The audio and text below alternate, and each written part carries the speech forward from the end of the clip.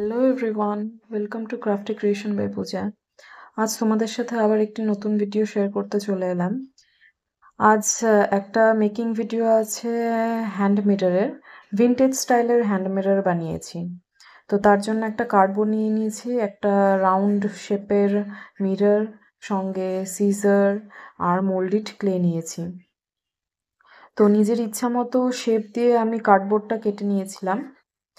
তারপর সেই ডিজাইনটার ওপর ক্লে দিয়ে আমি ডিজাইন করে নিয়েছিলাম।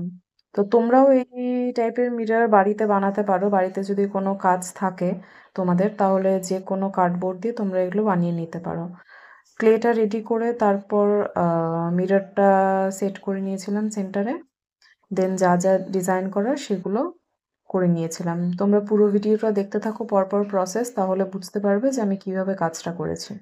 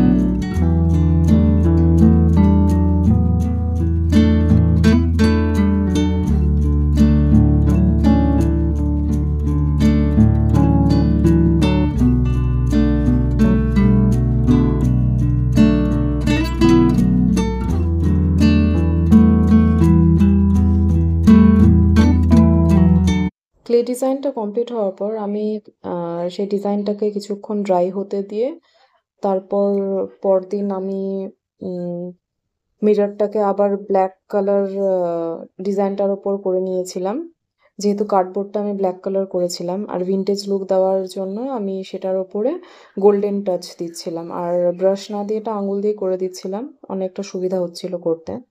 দেখো গোল্ডেন টাচ দেওয়াতে পুরোপুরি ভিনটেজ লুক লাগছে, খুব সুন্দর লাগছে দেখতে সামনে থেকে।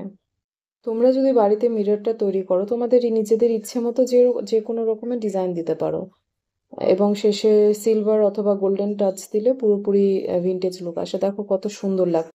আর এই হ্যান্ড মিররে গোল্ডেন টাচ দেওয়ার পর আমি এটাকে আবার ড্রাই হতে দিয়ে একদিন পরদিন ভার্নিশ অ্যাপ্লাই করে নিয়েছিলাম, আর তার জন্য পুরো গ্লেজি একটা লুক এসেছে। দেখো কত সুন্দর লাগছে। তোমাদের যদি ভিডিওটা ভালো লেগে থাকে তাহলে অবশ্যই লাইক, শেয়ার, সাবস্ক্রাইব এবং কমেন্ট করবে।